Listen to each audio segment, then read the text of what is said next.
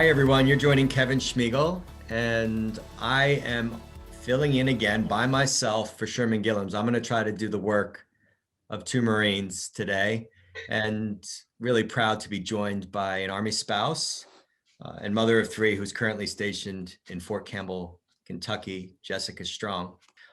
This is an honor for me for a lot of different reasons. I have close ties to the nonprofit that Jessica is a part of, Blue Star Families. My wife, Laura, is one of the co-founders along with Kathy Roth Duque. And Jessica has a wonderful background with Blue Star Families and as an Army spouse.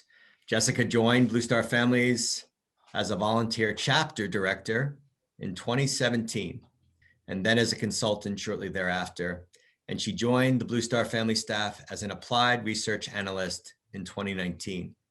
Her work with applied research focuses on the annual military family lifestyle survey, as well as developing, executing, and analyzing other research projects that support Blue Star Families' mission and enhance the national conversation about military families. I think the timing for this couldn't be better, Jessica. And I'm so excited for you to share with our listeners the results of the 2020 survey, and I guess what's going to be the launch of the 2021 survey here really soon. So I think the timing couldn't be better. And the reason I say that is twofold. First, as you know, President Biden announced last week the drawdown of the last 2,500 men and women serving in Afghanistan. And I think for me, as 20-year Marine veteran, and for you as an Army spouse, we want people to know that the war is not over and that 225,000 roughly deployed service members will continue to be around the world each year.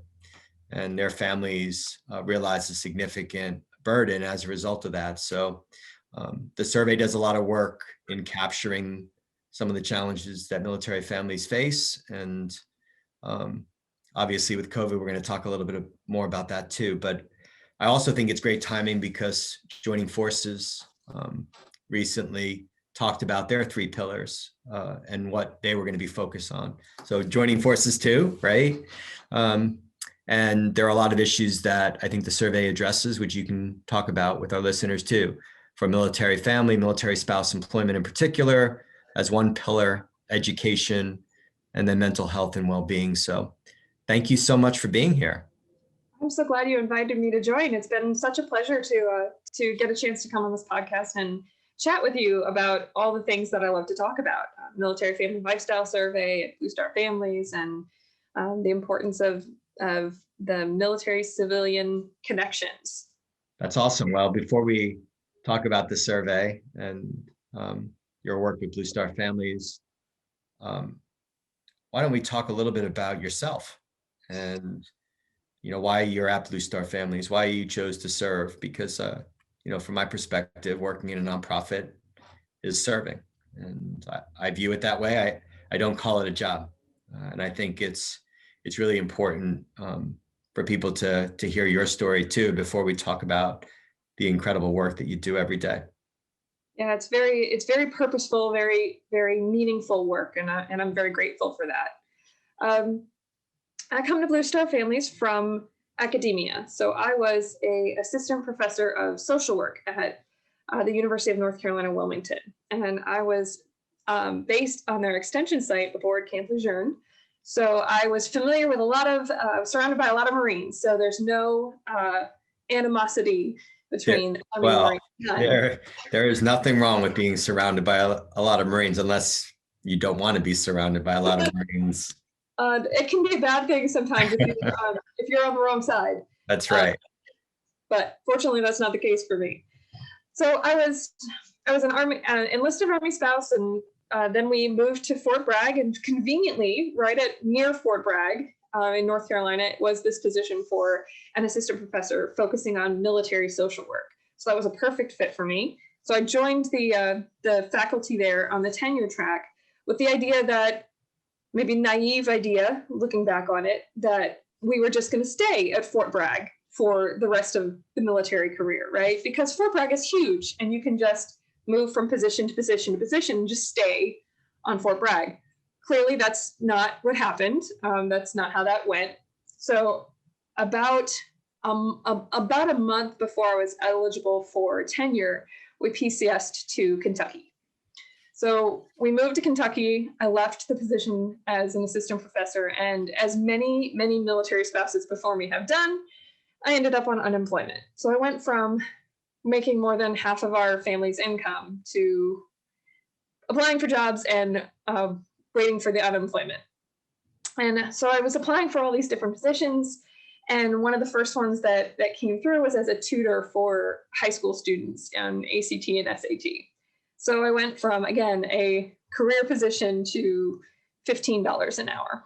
And that speaks a little bit to the underemployment that a lot of military spouses experience every time they relocate or they move.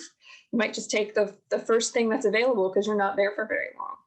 Fortunately, it gave me an opportunity to volunteer, and I volunteered for Blue Star Families as the chapter director, and then very quickly found an opportunity to work in their research. And research is really my thing. I hit my jam there. I'm honored to work as part of the Military Family Lifestyle Survey, and I've been working on it since about 2018. So that's how I came to Blue Star Families. And so I come to the Military Family Lifestyle Survey with both like a professional point of view as well as a very personal point of view. And most of our team is made up of people who are connected with the military in some way. So they're dealing with these issues in addition to researching these issues and hearing people's voices. That's awesome. I use the term walking in someone else's shoes. So when we started to grow at Operation Gratitude over the last 3 years, we specifically, like Blue Star Families, looked for veterans and military spouses who lived and breathed the challenges of the communities that they're serving. So we've grown quite a bit, just like Blue Star Families over the last few years in particular. And, we're even bridging divides on our own team in terms of creating understanding and empathy and bridges between civilians and our military families. So it's an interesting analogy. I think, our work at Operation Gratitude, our mission is to bridge the civilian, military, and larger civilian service divide, to forge bonds between civilians and those who serve our nation and the communities where we live and work. And I can't tell you how important this survey is to the work that we do. As we try to create understanding and offer like real solutions to go beyond saying thank you for your service and having a meaningful conversation and making a meaningful connection over and over and over again in communities through service, through gratitude. And those connections ultimately, if they're done over and over again, will make military families feel like they're part of a community. So this is it. I'm going to open the mic for you for as long as you want to take it. This is your chance to shine, Jessica. You get to talk about the findings of the 2020 survey. So the floor is yours. All right, you may have to reel me back in if I go too far off. Right. Well, I have the virtual hook somewhere. It's like I can reach right out. You'll see it coming. All right. I'll get a text message say, hey, pull it back, you're too far. Okay, so you already mentioned some of the ones that are really important to us that we talk about every year, and those are issues around spouse employment. Obviously, that's an important issue for me as a military spouse, but it's an important issue for many military spouses, as our survey shows.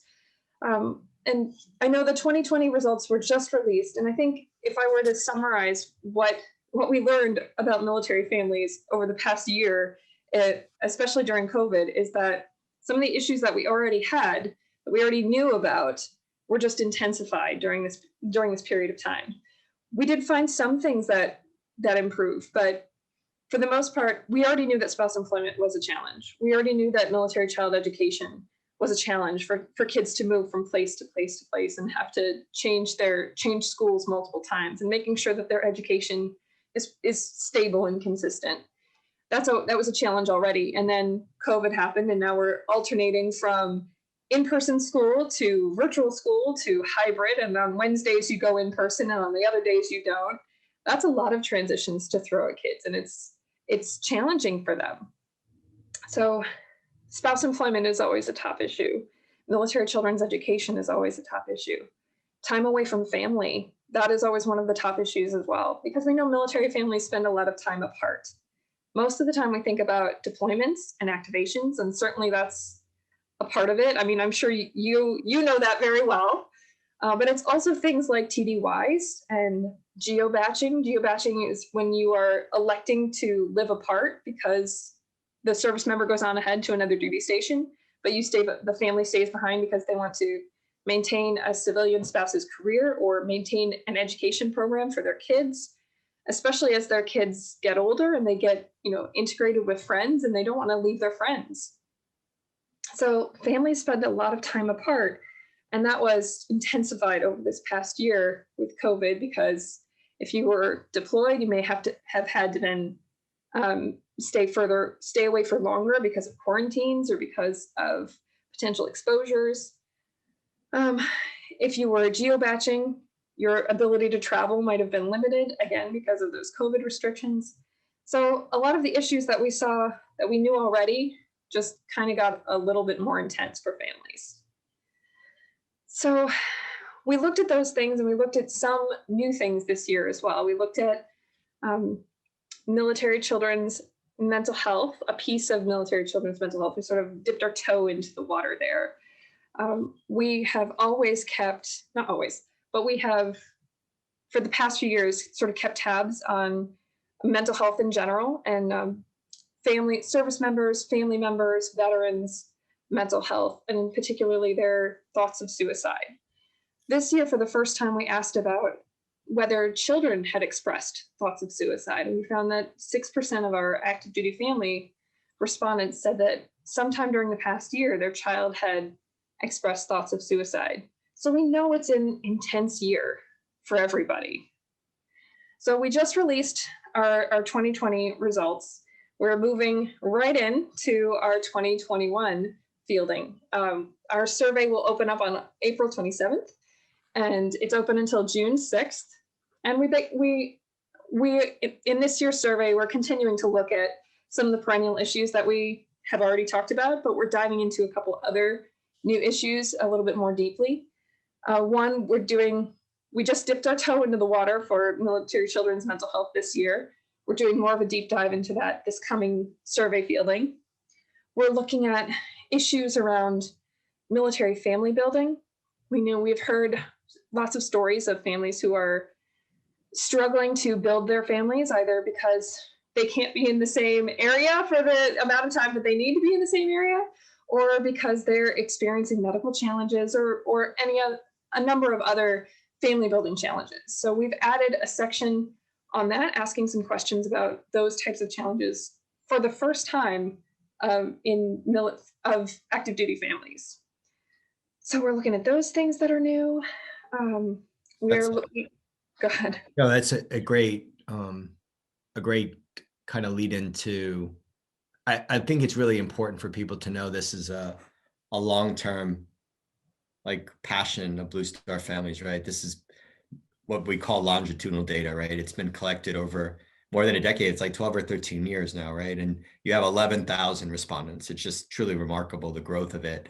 And this, statistically significant data that shows trends over time is important because it allows us to address the problems that exist.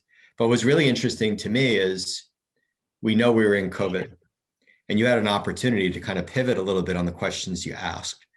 And now you have that opportunity again in 2021, which I think is great. So maybe get a little bit more about additional questions that you may be asking. And one of the things that I always like to think about is were there any surprises, right? There are always questions you ask where you think you know the answer, like you think it's a challenge, but it turned out that wasn't as great a challenge. And that could be because other challenges overshadowed that thing that we thought would be a challenge for military families. So the first question is, are there any other things that you're looking at in 2021 that you didn't get a chance to address? Because I gave you a chance to catch your breath. And then the second thing is, were there any surprises from 2020 that may inform 2021 as well? Yeah, so to answer the first question, one of the things that we're continuing to explore a little bit deeper in 2021 are issues of discrimination. And we know because we know that belonging is really important for military families, both within the military and within the civilian community, we want to look at what are the potential barriers to that belonging. So we looked at discrimination in service members this past year in 2020. And, we found, but I was surprised to see the amount of discrimination that service members mentioned. Service members of color described 26% of them said that they had experienced racial discrimination in their unit or command, which was surprising to me because we'd had this narrative that the military is green, everything it's meritocracy, everybody is equal, everyone has the same of all the things, and we realized that experiences differ for people. So we looked at that in 2020, and that was a little surprising. So we're looking at it a little bit more in 2021 and opening it up to what are your experiences in the military, what are your experiences in the civilian community, and not just for service members, but also for family members, because they move with their service member. So they may have some of those experiences as well. So that's one of the things that was surprising and that we're continuing to explore. You mentioned this, and I think that it's one of the reasons that I love the survey so much is because it's iterative. So if we find something that is important or interesting or surprising, or weren't really expecting that, then we can come back the next year and say, well, what is it about that why is it this way? We can ask another follow-up question and get everyone's voices to get that answer as well. One of the things that, to make sure that we have all the voices that we should have, this year, for the first time, we're fielding the survey in Spanish as well. So we fielded it for, like you said, this is our 12th fielding in English, but this is the first time we've been able to open it up to Spanish-speaking military family members. So I'm excited to see what comes of that. That's awesome. I think that's great for the listeners to hear. And as we help get the word out, hopefully, while you're in the midst of the survey from April 27th to June 6th, we can appeal to many of the military families that we've supported. I think about a couple things, and I want to go a little bit deeper into these. The first part was about this issue of discrimination and challenges that we face, and everyone knows the year that we're coming out of, and that hasn't stopped. We still see these tensions and the divisiveness in communities. And I think of my own time in the military, and now I think about the work that we do at Operation Gratitude. And the real strength of what we do is not about a care package or necessarily expressing gratitude. The real strength of what we do is service in communities and bringing people together through a common bond of service, this common ground. And I've never seen anything like it, Jessica. I've never experienced anything like this. I feel like in the Marine Corps, I saw it because we had people of every race and every religion, and certainly of every politic come together, and we were focused on one mission. But at Operation Gratitude, what we see in communities is no matter what the race, religion, or politics, people leave those differences at the door when they come for a community-wide service project. I guess I'm looking at that Wonder Woman poster behind you, which is great. Maybe talk about, coming off the survey a little bit, what you've seen in your time in the military. It's really interesting because when we do these podcasts, you spend time with Marines, you clearly spend time with soldiers, and now you're seeing all this data, right? And it does excite you. It's your jam. It geeks you out. I get it. It truly resonates with me. And we have people on our team that literally collected all 12 years of Blue Star Family's data so that we could do our jobs better. And they geeked out about it too. And most of them came from military families. So I want you to talk more personally about what you've seen and the findings that you've seen, and ways that you think we can bridge the civilian military divide. I'm not going to ask you to talk about divides that exist between civilians and those who serve as police officers or first responders, firefighters, EMTs, or even healthcare heroes who we supported last year. But talk about your own experience, what you saw in the survey, and then things that you see in the community that are working. Yeah, well, one of the things I think the reason that I think we get all excited about and geek out about data is because it's very validating. If you're coming from that lived experience yourself, you go, I'm not the only person. I'm not the only spouse who struggled with employment after a move. I'm not the only person who has dealt with challenges to mental health over the past year. I'm not the only person who is dealing with struggling with time away from my spouse. So it's validating to see that it's it's not just you. You're part of a community, and everybody is going through some of these things. So I think that's kind of what COVID showed us over the past years, that we are stronger together as a community, and we do better when we are working together. It's kind of like a I don't know the right word to say, but it like brings us, it's the power of sort of tragedy that brings us together. I think we saw something similar after 9/11, where there's this tragic, huge event that it captures everyone's attention, and we all recognize together collectively our humanity and our connection with one another.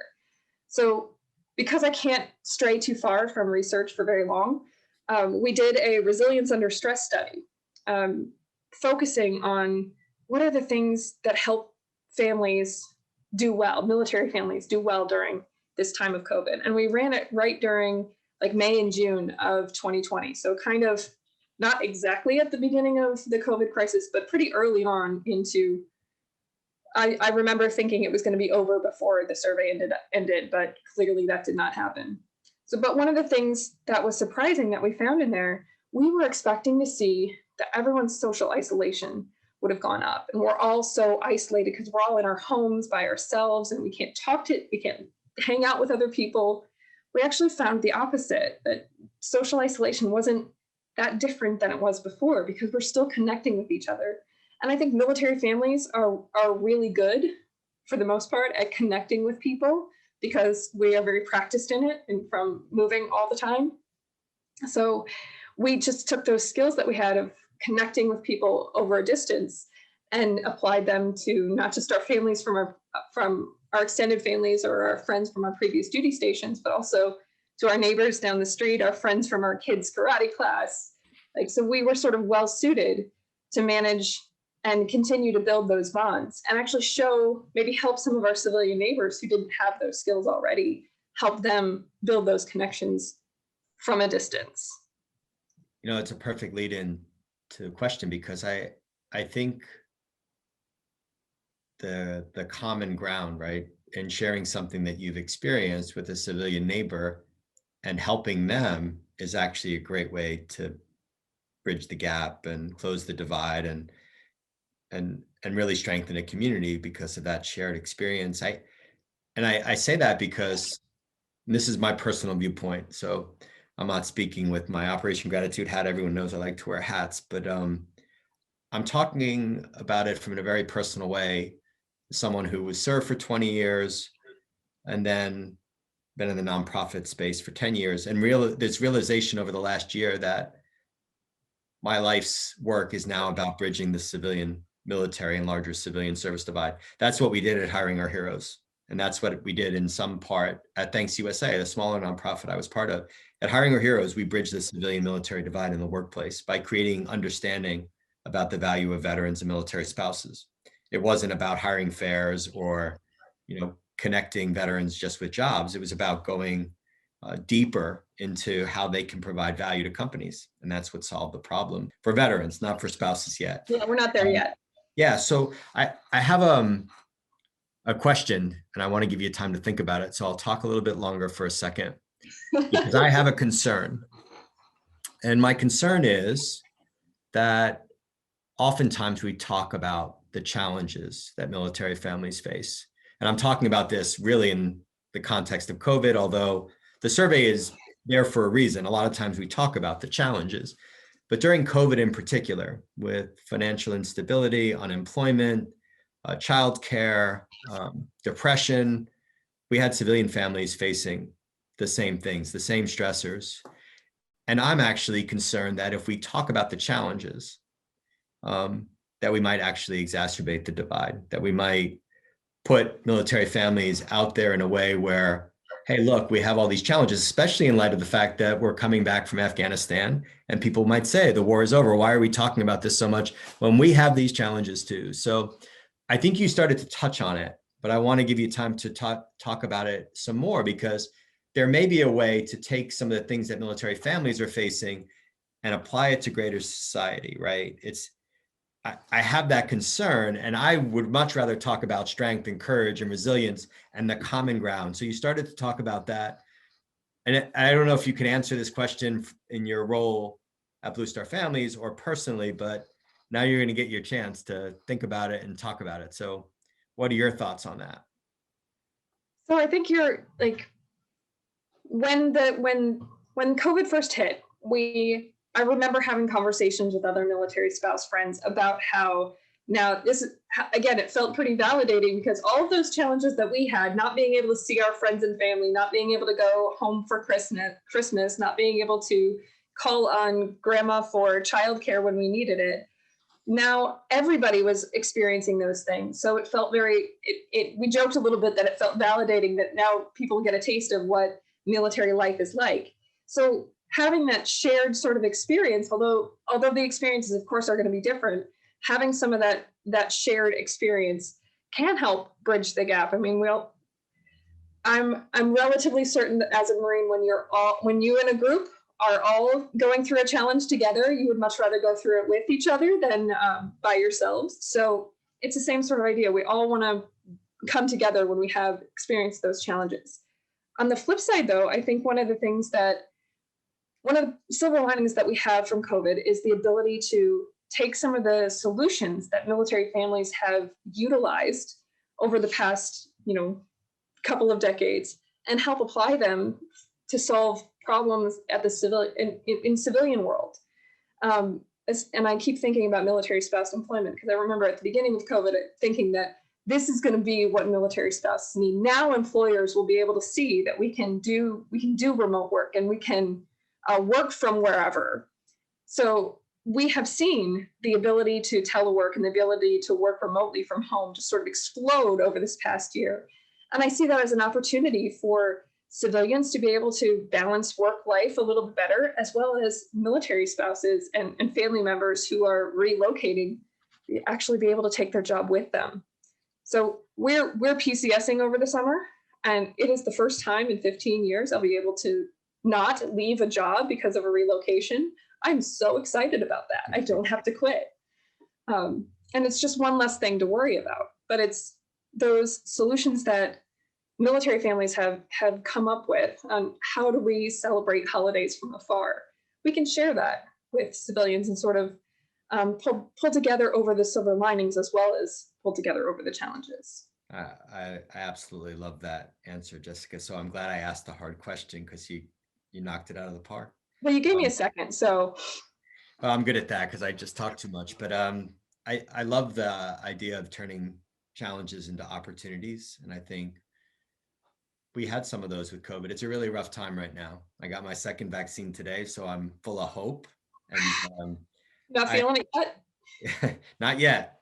Fortunately, they scheduled this for only within a few hours of the second vaccine. But you touched on something else, and I'm going to draw a statistic out of the survey and ask for your help on the exact number. But my best friend is also the chief operating officer at Operation Gratitude. His name is Paul Cucinato. He's a retired Marine colonel. He served for 27 years and shows you how old we are. So I'm not going to give the exact ages of both of us, but we've known each other for 25 years, and we served in an artillery battalion together from 2001 to 2003.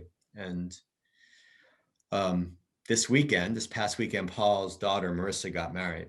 And I mean, she's like a niece to me, and she calls me Uncle Kevin. But I share that with you because really for the first time, as I think about our work together and what we're doing together now and why we came to Operation Gratitude was really to bridge the civilian military divide. And it's something that we saw for 20 years for me and 27 years for Paul. So 47 years collectively. And what I realized as I sat in that room and looked at Paul, tearing up as he talked about his daughter, and I looked back at our time together as young captains, as majors, on and on and on. And the truth is, we actually created this own insular, isolated group of friends that we could rely on. And part of the reason there's a divide is because we realize that we have these challenges, right? And we hold on to one another so tight. Like we ran marathons together. We would spend our weekends together. We would we're godparents to each other's children. So I really reflected on that for the first time. Like, here we are, our first child, and we have, 9 between us, our first child getting married. And I started to realize that's part of the issue. So the one thing that we continue to draw from the survey and this Google Doc that we share is data on the divide, because that's what we're working on. And there are 2 data points from this year's survey about military families feeling understood and military families feeling connected with their communities or isolated from their communities and their civilian neighbors. So I want to say between 70 and 80%, depending on how you're asking those questions. I'm not an expert, but between 70 and 80% don't feel understood and don't feel connected. They feel isolated from the communities. So I want you to talk about those data points. And then, I know this is not your area, but Blue Star Families has, programs in place, Blue Star Neighbors, Blue Star Chapters. There's an opportunity to talk about that. And then as we're getting closer to the end of the podcast, I want to talk about what we're doing together as organizations, Operation Gratitude and Blue Star Families, because there are opportunities as we're exploring them as organizations. But again, I gave you some time to think about it because I know how much information swims in your head as a researcher, and you're, on the one hand, have 2020 data and you're already thinking about 2021. So can you talk about those 2 data points in particular, and then some of the work that Blue Star Families is doing? Yeah, absolutely. And you actually we're really, really close. It's 79% of active duty families who did not feel that the general public understands the challenges that military families face, or more. So we asked a series of questions. We asked, do you feel like the general public understands? Do you feel like they appreciate? Do you feel like they're aware of the different challenges that military families face? And generally, it falls like this. Families say that civilians appreciate us. They might be aware of us, but they don't understand. And I think that that's an opportunity to bring both civilian and military families together to increase that understanding. But what you brought up a great point, and that's something that I've been wanting to talk a little bit more about, is like some of this, it's not just the civilian community that doesn't understand us and they'll never understand us. We also have to leave our front door and leave our safe communities where we all understand what the life is like, and make those overtures and make those moves into civilian communities as well, and making friends with civilian neighbors, even if they don't understand why you have to be activated and you have to leave for several months at a time. And no, you don't just get to come home for Christmas because it's Christmas. That's not how that works. So it's a little bit of both. It's both the military families going out into the civilian communities and just building connections, and also the civilian communities being welcoming to new members and new people and new military families. So it's bridging that divide. You can't do it from one side to the other. You have to do it from both sides. That's great. And I think for you hit a critical component of what we need to do. I think military families feel appreciated and supported, and Operation Gratitude understands that too. I understand that. And we have to go beyond saying thank you for your service and have those conversations, but military families have to come halfway across the bridge and be willing to get out there and have those conversations. We believe the best way to do that is through volunteerism and service, and having people come together, and that leads to an opportunity to have a conversation. And that's where you can share your story about the time you spent away from your loved ones during a deployment, how many times you had to move, like you're getting ready to do yet again. What it's like to see your kids struggle going from school to school and saying goodbye to old friends and saying hello to new ones. I think there's a lot to be said for service, but there's lots of other things that Blue Star Families chapters are doing and Blue Star family programs are doing to make those connection points. I'm going to give you a curveball here. And again, you can answer this in two ways. I love this because you have this incredible opportunity as a researcher who has all this data at her fingertips, but also just as an Army spouse. What is one common myth about military families that you want to debunk or that you would like to debunk with data or from your own personal experience? If I say both, can I do both? Because You I can like do whatever both. you want. You got the stage. So, Well, one, I don't know that it's okay. I don't know that it's a myth, but it's an important point that I think people don't always understand, and that is the time away is not limited to deployments, and that it's not just deployments that are challenging for military families. Of course, they're challenging.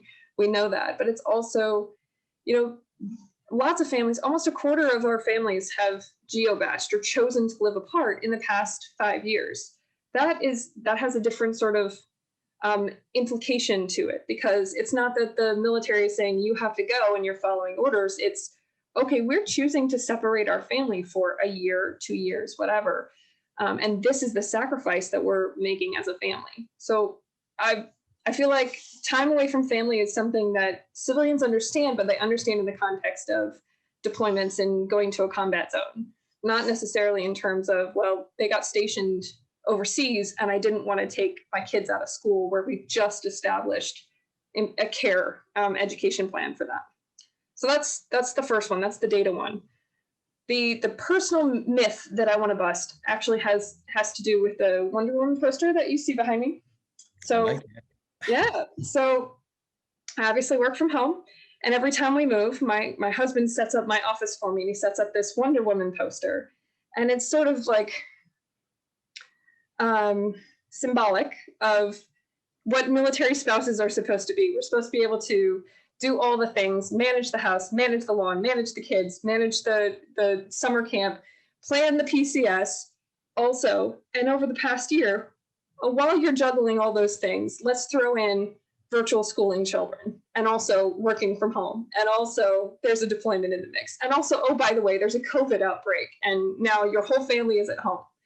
So it's breaking this myth that military spouses, we're Wonder Women, we have it all together, we know how to do all the things, because we don't. Because even we need help, and even if military spouses won't always ask for it, it can be as simple as a neighbor, a civilian, a friend bringing over a cup of coffee or calling and say, just want to check in on you, or even better would be bringing over pastries or cookies from a local bakery. That would be great. So it's as simple as noting that military families go through a lot, but they still need those connections to others in their community. That was awesome. I'm going to wrap up here in just a second, but I got a opportunity to give a shout out to Blue Star Families, and so do you. So how can listeners connect with you online, Blue Star Families? What's the best way? You can talk about the survey. You can whatever you want. Where do you want your listeners to connect to you and the survey and Blue Star Families? Well, I mean, it all depends on what they're looking for. We would love to hear any military or veteran families' voices, whether you're a veteran or National Guard or Reserve service member or a spouse, even adult children or parents of service members. We are looking for everybody's voice so that we make sure we understand the military affiliated community as a whole. So take the survey. That's number one, bluestarfam.org. It's open April 27th to June 6th. It has a bunch of different issues that helps us get really an understanding of what is going on for military families right now. So take the survey. We also have a whole bunch of different programs. We've got chapter locations on the ground in 10 different states.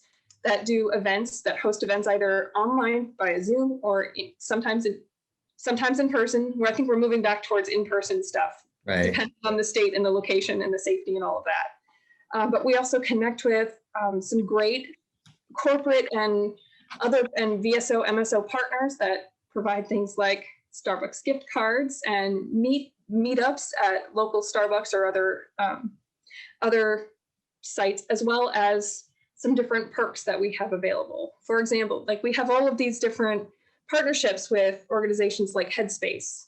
Headspace offers through Blue Star Families a subscription for military families, and that's a meditation sort of app, and that's very helpful for families who are to help deal with some of the mental health challenges of military life and just of COVID in general. That's awesome. So that's a few. There's probably more. I mean, you did great. Kathy's going to be really proud of you for getting all those things in. It's so funny for me to be in an organization and all of our volunteers want to say thank you to our service members and their families when they hear that military families don't feel understood, when they understand that military families don't feel connected, that they feel isolated.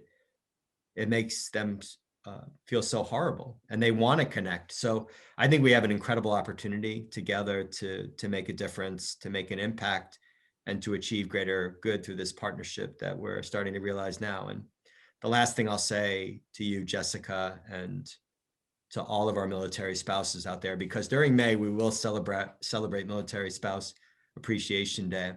You're all Wonder Woman to me, and I have a wonderful wife and partner in Laura, who you know, and again, who started with Blue Star Families at the very beginning with Kathy, and Dr. Vivian Greentree, who did the first survey, and others, Nolene as well. So it's just great to get to talk to you on a Friday. Remember, everyone deployed Friday. So I wish you the very best in the survey, and we'll do everything we can to get the word out with this podcast and Solidarity as Service. So thanks for joining us.